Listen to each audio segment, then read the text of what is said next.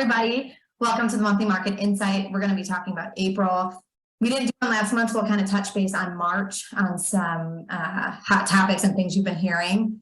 And so welcome. Typically what we like to start with, Sean, I'll have you kind of go into state of the markets, performance, how's everything doing? Is we still hear talks of a recession looming, or have we kind of bridged that gap and kind of have moved forward from that? So we'll talk about the state of the markets. And then, Sean, a lot of things that people are probably hearing in the media, maybe viewers on this are concerned about or have questions or just really want clarification, is about the bank failures. So, Sean, if you can kind of go into a little detail on that. There was probably, I think it's the second and third largest bank failures that happened in March.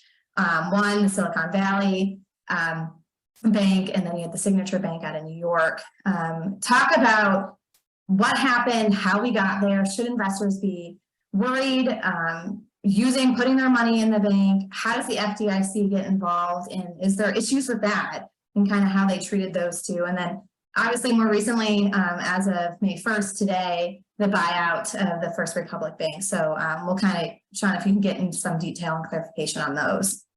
Yeah, thanks. So what's been happening with the banks has been very unique. Essentially what has happened with a lot of these banks is they weren't diversified enough, right? So banks take your money, they hold on to it, they lend it out, they invest it, and that's really how banks are able to be a profitable business. So the more money they have in their deposits, the more money that they can make off of that money. So some of these banks out in California specifically were a little bit over leveraged or had too many clients in some specific industries. And a lot of it was tied to the Federal Reserve raising interest rates.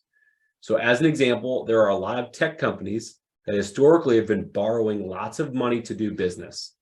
So even though they had their money specifically in, say, an SVB bank, they had lots of money there, they still were borrowing lots of money because it was cheaper to borrow money than it was to actually use their own money. They could keep their money invested while still borrowing money. So they did that, and they were growing and growing and growing. As interest rates rose by the federal government, it became not as profitable for companies to borrow money. So these tech companies started taking out their money from the banks. So rather than borrowing money, they started actually pulling their own money out of the banks. Well, because these banks were over leveraged, had too much weight in these specific industries, these technology companies, these private equity companies, they were starting to give out too much money. So we call it a run on the bank, where everyone starts to pull all of the cash from that bank. So those banks essentially became lost a lot of their value. And that's really where we saw things start to fall apart. So that's kind of what happened with those banks. So where does it cause concern? What do you need to be thinking about? Right? We've had clients call and say, should I start putting money in 5 or 6 different banks? One thing to know is just be wary of where you're investing, right? If you're in more of the tech industry out in California, that's where we saw a lot of this happen. But ultimately, if you have less than $250,000 in a bank, then your money is going to be FDIC insured. And even if that bank goes under, the federal government is going to pay you back. Now, this isn't from taxpayer money, okay? Banks collect a fee and pay the government a fee in order to provide that FDIC insurance coverage. So know that that's what's happening. So any amount less than that, you should be okay. Now, the government also came out and said, if you have over that amount invested, we still got your back. There's a lot of debate on whether or not that's good or bad, right? At any point, are banks too big to fail, right? Is kind of that point. It would be great if we got to see some of these executives that made really poor decisions on over leveraging, over lending to certain sectors of the market, if they'd be held accountable, but that never seems to happen. So that's kind of where the debate comes in. Is the federal government doing the right thing by saying, hey, we'll cover you over the FDIC amount?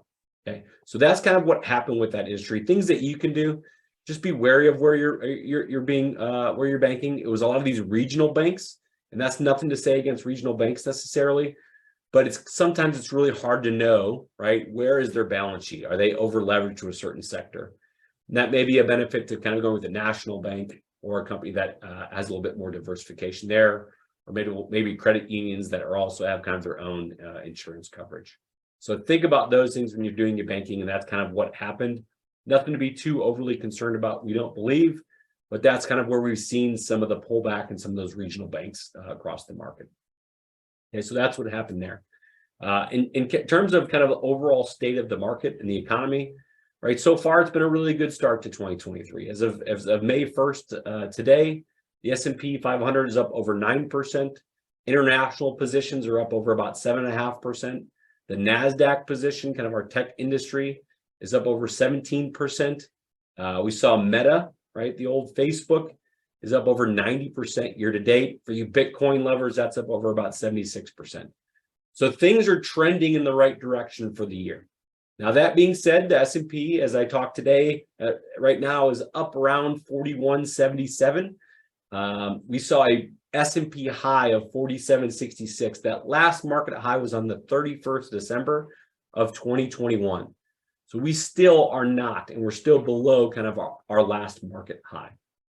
Now, we always tell people, right, we've always seen another market high after we've seen another market high. Now, just because it did in the past doesn't mean it will in the future, but it always makes sense to see, hey, we think things are still on a discount and things are trending back in the right direction as we get into 2023. Some of the reasons that that's happening and some of the things that we're expecting this week. This Wednesday, February 3rd, we got the next Federal Reserve kind of announcing their next interest rate hike. So at 2 p.m. On Wednesday, we're going to get the next Federal Reserve interest rate hike. Everyone, and what we think the market is priced in is the Fed's going to raise the interest rates about 0.25%. They raise it that amount. We don't think there'll be a lot of movement. Less than that or more than that, the market's probably going to react. Now, it's also going to depend on what is the rhetoric. How does the Federal Reserve, how does Chairman Powell actually announce this? There's potential that he says, okay, we now have inflation coming down. We saw inflation drop to 5% over the last 12 months, right? That's from a high of 9.1 last June.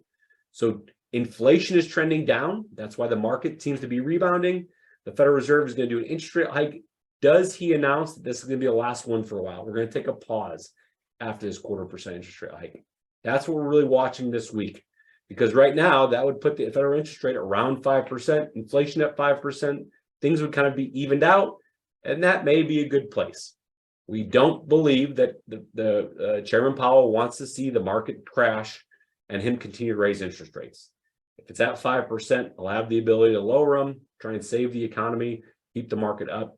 Every day I open up the internet, I'm seeing, hey, here comes the next recession. Here's so-and-so talking about the next recession.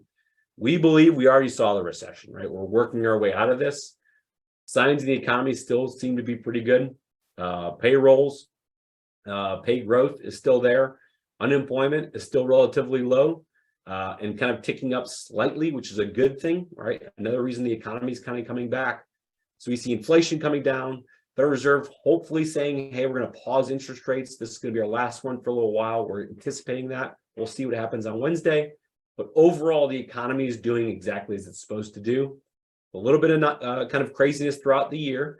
Know that the markets have still come back and they're up about 9% through 4 months this year, right? A really, really good comeback so far in 2023 and things that we'll be monitoring throughout 2023.